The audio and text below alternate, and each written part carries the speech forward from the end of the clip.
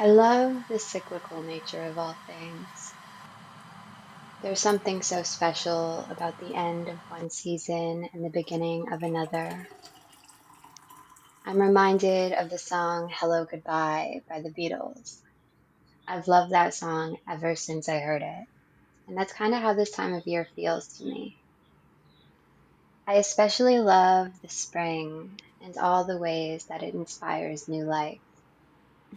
After this past winter, through all the grieving and grounding that was asked of me, the spring feels like a breath of fresh air, literally, like a deep, full breath after a lifetime of shallow breathing.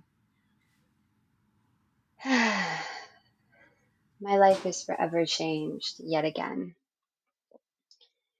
In some native ways of knowing, human beings are referred to as the younger brothers and sisters of creation.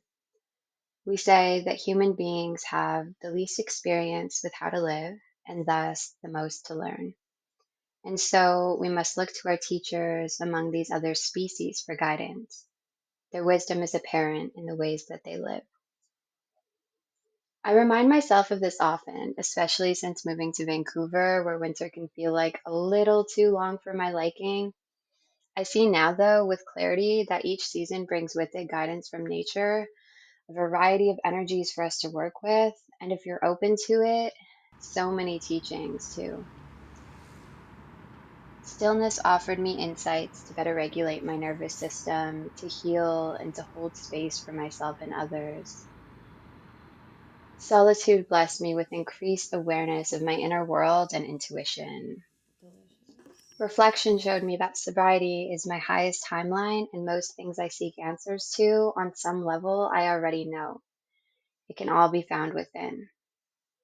And grief gave me an opportunity to see the gift of life with new eyes. And when things feel dark and heavy, I know that they will pass. And for the things that don't pass so easily, pranayama always helps. And now, with spring in the air and warm winds in my hair, I find myself full of fire, full of ideas, and so much energy to create. I find myself rising with the sun, dancing around my apartment, singing to my cats or to anyone who will listen, really, reconnecting with old friends, craving workouts and coconut water and connection. Laughter comes easy to me now, and so does lightness.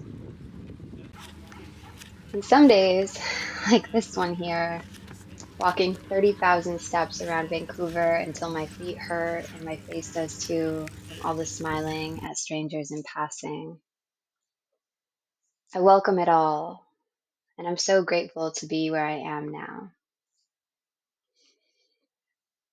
I'd like to leave you with some words from Clarissa Pinkola Estes. In the book Woman Who Run with the Wolves, she says, I hope you will go out and let the stories that is life happen to you, and that you will work with these stories. Water them with your blood, and with your tears, and with your laughter, till they bloom, till you yourself burst into bloom. And that is my wish for you all this spring season and evermore.